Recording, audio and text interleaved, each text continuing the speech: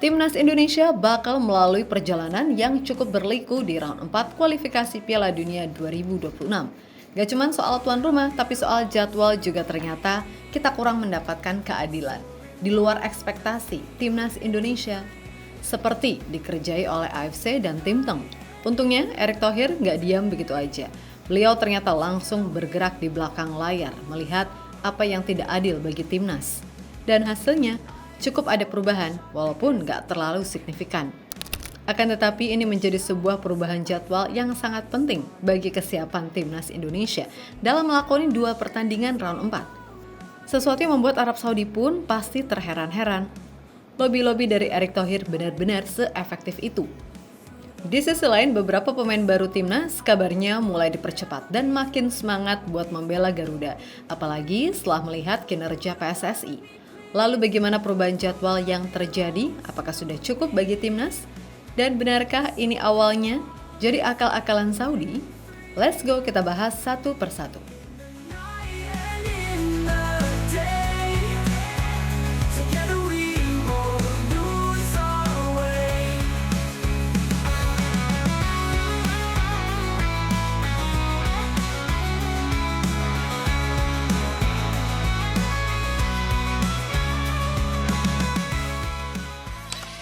Terkadang dunia sepak bola itu seperti panggung drama.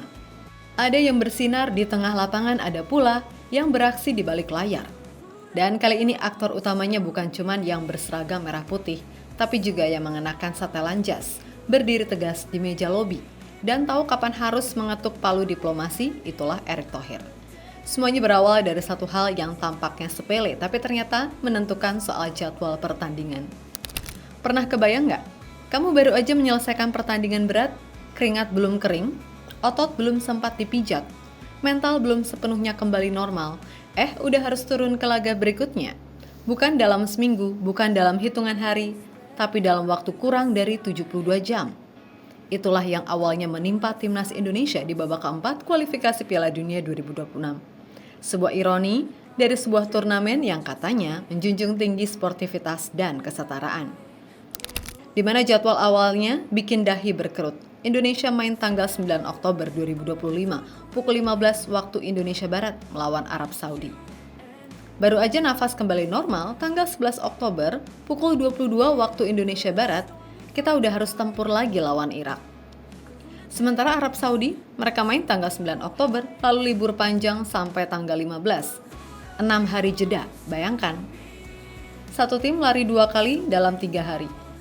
Yang satunya cuma lari sekali, lalu santai 1 pekan.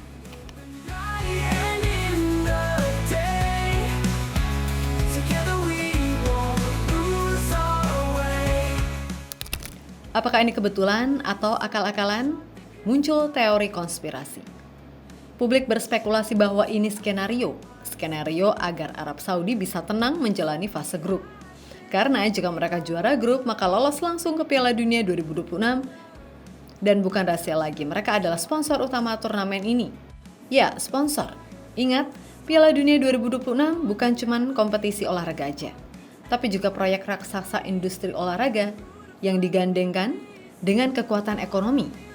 Arab Saudi dengan proyek Vision 2030-nya butuh panggung, dan Piala Dunia adalah panggung sempurna. Maka wajar jika mereka ingin semua lampu panggung tertuju ke arah mereka. Tapi di saat semua orang mulai menyerah, ada satu yang gak diam. Itulah yang terjadi saat Erick Thohir mulai bicara.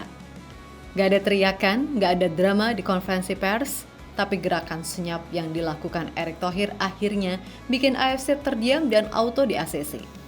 Ya, laporan terbaru menyebut hasil positif, AFC akhirnya menyetujui permintaan PSSI untuk menggeser jadwal pertandingan kedua melawan Irak. Memang bukan mundur 1 hari penuh seperti yang diharapkan banyak orang, tapi tetap aja ada progres.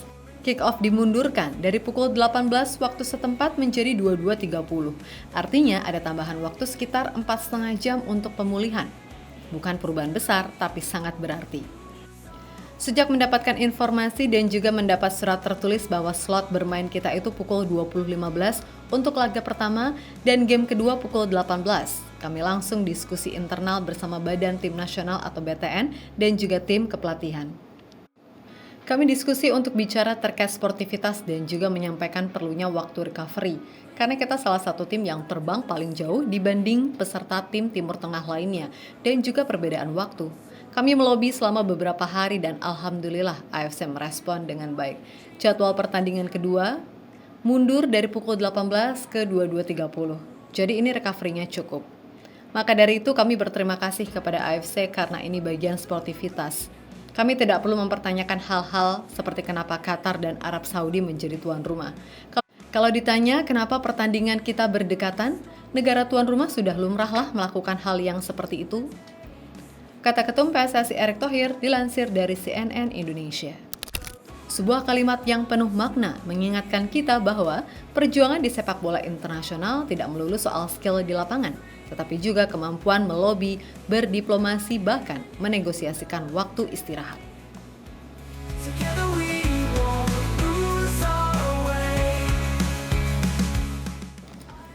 Mengetahui hal tersebut, banyak yang bertanya, kenapa sih AFC terlihat berpihak? Jawabannya mungkin ada pada satu kata, ekonomi. Arab Saudi sedang membangun citra sebagai kiblat baru sepak bola dunia. Mereka bukan cuma menarik Cristiano Ronaldo dan bintang lainnya ke Pro League, tapi juga aktif dalam proyek global sepak bola.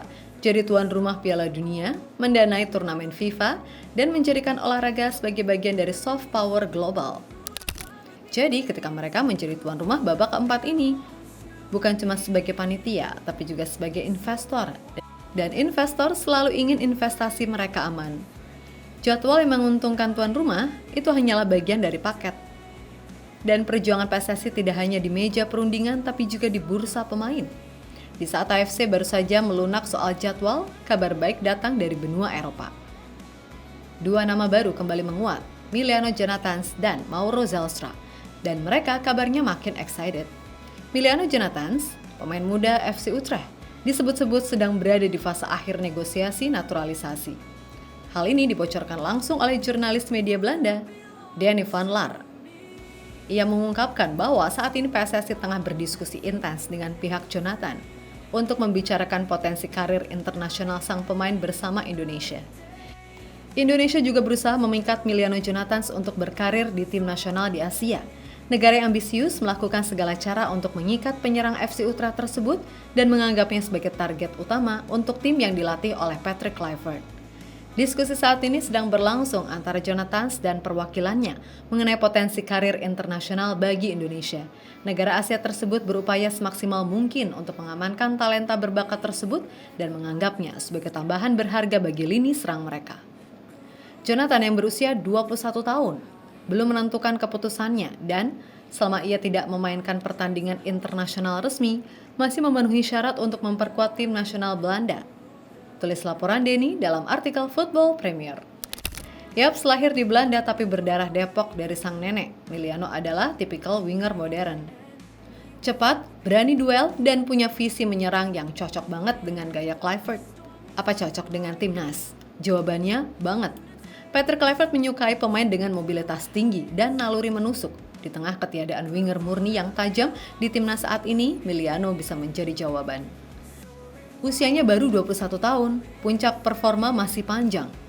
Dan secara psikologis dia dalam momen haus pembuktian karena belum menembus timnas senior Belanda. Emiliano bukan hanya pemain tapi simbol. Simbol bahwa sepak bola Indonesia tidak inferior. Kita juga bisa memikat talenta diaspora kelas Eropa. In your shadows, I find my spark. From the ashes we arise. Gorilla will touch the skies. Sementara itu, satu lagi Mauro Zelstra adalah penyerang tulen FC Volendam. Namanya mungkin belum sebesar Ole Roemeny atau Tom Haye, tapi Mauro adalah tipikal predator dan pendiam. Maksudnya diam-diam mematikan. PSSI sendiri sudah mengunci proses naturalisasinya. Ia kemungkinan besar akan memulai bersama timnas U23 terlebih dahulu di bawah asuhan Gerard van den Berg. Tapi itu bukan masalah. Semua pahlawan besar selalu dimulai dari fase pemanasan. Mauro sendiri sangat antusias. Dalam beberapa unggahan media sosial dan laporan dari media Belanda, Mauro menyambut kesempatan membela Indonesia dengan hangat. Bahkan kabarnya, ia dan keluarganya merasa ini adalah bentuk penghormatan terhadap darah Indonesia yang mengalir dalam dirinya.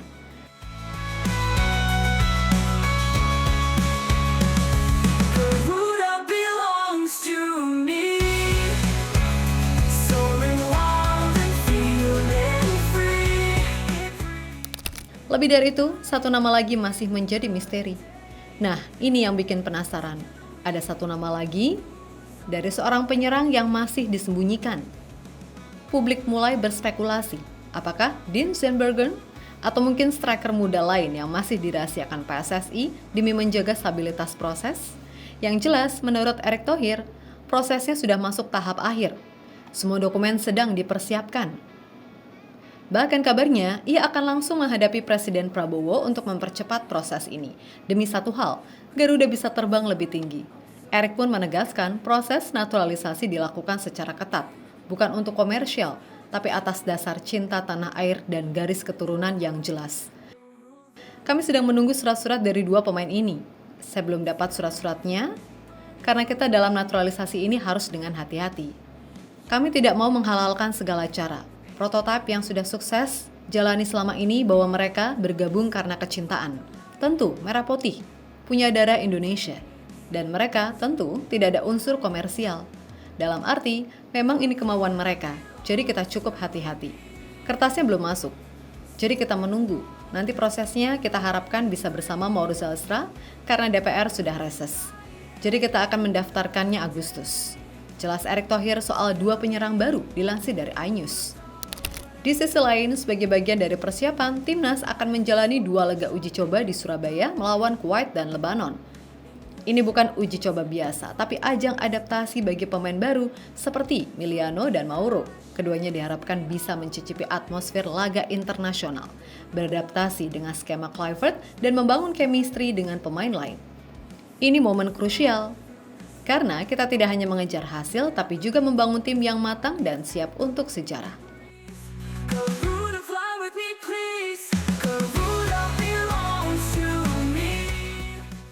Pada intinya, ini bukan sekedar cerita soal sepak bola.